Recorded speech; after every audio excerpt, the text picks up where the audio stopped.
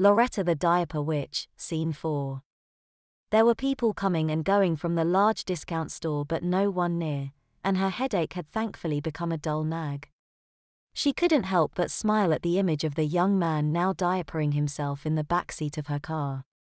Josh, after his shoes, gingerly slid his wet pants and underpants down and off. Hazel had the insight to buy small kitchen trash bags which Josh found and opened. Rupert bundled his pants and underpants into the bag and laid a kitchen towel on the poncho after using a sanitary wipe. Rupert opened the baby wipes for himself.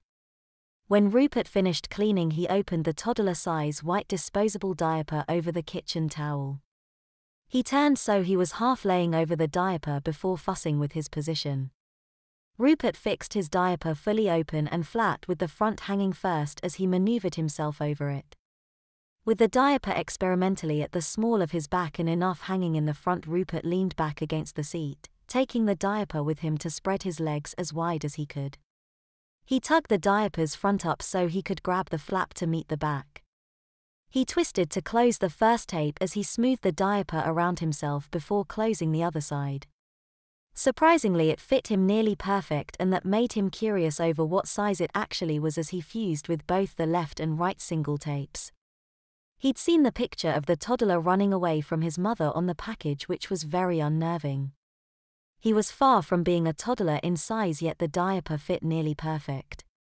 Rupert bent over to pick up the bag with his shorts and pants to add the towel and poncho. He moved his shoes so they sat together near the bag, now resting on the floor. Rupert was now sitting on Loretta's back seat in just his t-shirt and diaper. He used another baby wipe for his legs. Loretta, leaning against the door but watching remotely, slipped quickly back to consciousness, opened her eyes and waited for Rupert to tell her he was done. She shivered slightly over the sensations she had, still savoring the slight pleasures, and waited. "We cannot be more sensitive to pleasure without being more sensitive to pain," Loretta whispered, quoting from Alan Watts. Watts was often in her thoughts when she was learning to master her push. Alan taught her Zen, which taught her to look within. Now he was teaching her that odd relationship between pain and pleasure. "Okay," Rupert said with reluctance. He tried pulling his t-shirt down to cover the diaper, but it slipped back up to his waist each time.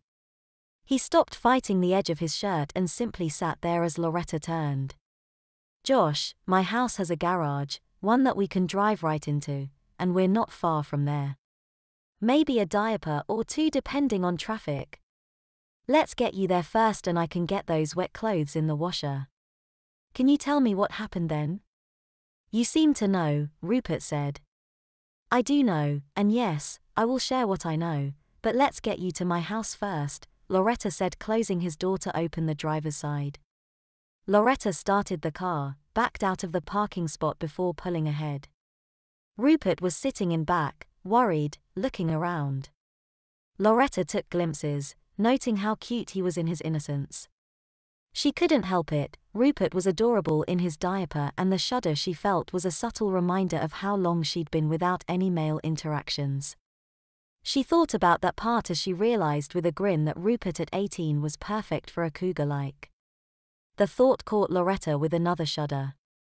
Thankfully, when he looked, Loretta was paying attention to the road. Loretta, easing onto Shutter Avenue for the freeway on-ramp, took another glance at her rear-view mirror and caught Rupert pushing on his diaper again. This time when she grinned, she covered it. It was a short drive and harrowing besides, as each stop put Rupert at risk of being seen. They went from a boulevard to a street to another before Loretta turned onto a street with homes built decades before, and clearly by the wealthy. The driveway was long and ended at a garage that opened when Loretta pressed the button on her visor. There was a short flurry of activity as Rupert was ushered into Loretta's house through a side door to sit at her kitchen table. She was behind him and again admired how adorable he looked in that diaper. The diaper's softness was clearly apparent as it shifted and folded in the light with each step, while the bulk of it became obvious as its fullness flowed into a soft V before disappearing between Josh's thighs. Loretta invited him to sit before she left him there to carry his sodden clothes wrapped in the plastic into the laundry room. Cold water and a light soap would clean his clothes and the plastic poncho without bleeding colors as she started the small wash. With that done, she returned and smiled at Rupert as she passed for her pantry. Loretta put his wallet on the kitchen table. "Can we talk now?" Rupert asked. "A little calming tea first," Loretta said, opening the pantry door. She entered her custom pantry and searched among the many small spice jars above more rows with slightly larger jars. Loretta mumbled an unlabeled tune as a rhyme: "Poppy seeds, a pinch, then 2, boil them quickly, for calming you." It had been how she was taught. All of her formulas, learned as songs or poems from her mother, gave her the herb type, an amount, how to prepare it, and its use. In this case, Loretta was looking for a mild sedative to calm Josh, and one of the best for this occasion was poppy seed tea. She knew from experience to mix it with an aromatic tea blend for taste and smell. As a practicing witch, she knew hundreds of poems and jingles for an equal amount of cures and uses. As a practicing herbalist, she also knew that the poppy seed she used came from the Papaver somniferum opium plant, which produced its opium as a natural defense against predators. In her studies, she had been taught that the final chemicals, if taken from the dried pods, were opiate alkaloids, primarily consisting of morphine. It would make a nearly perfect sedative if it wasn't illegal. Of course, it had been legal in her mother's and grandmother's time.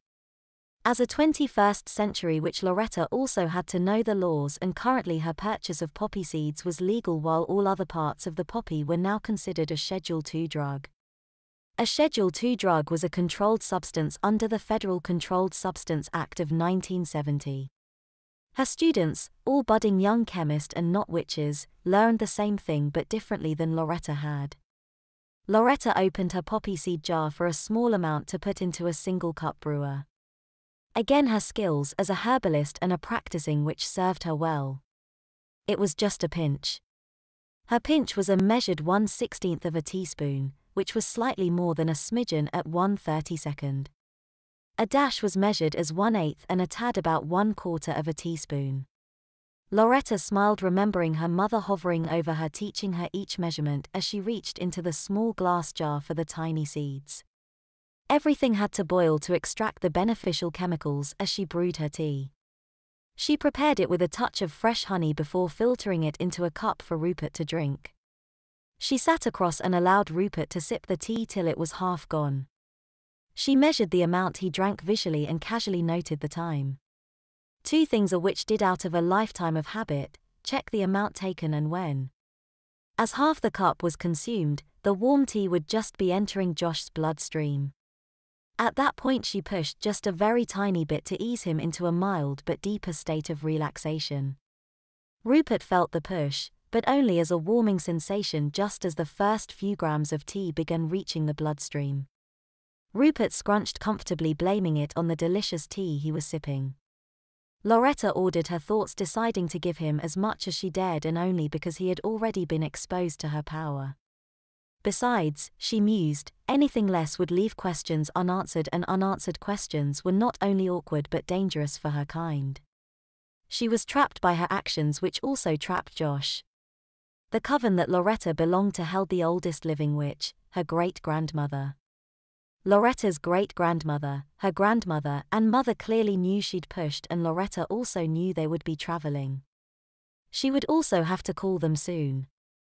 Loretta meanwhile weighed the pros and cons of telling Rupert everything, before decided she really had no choice, and from that she further ordered her thoughts. She would begin with blood, go through history, and then explain the push.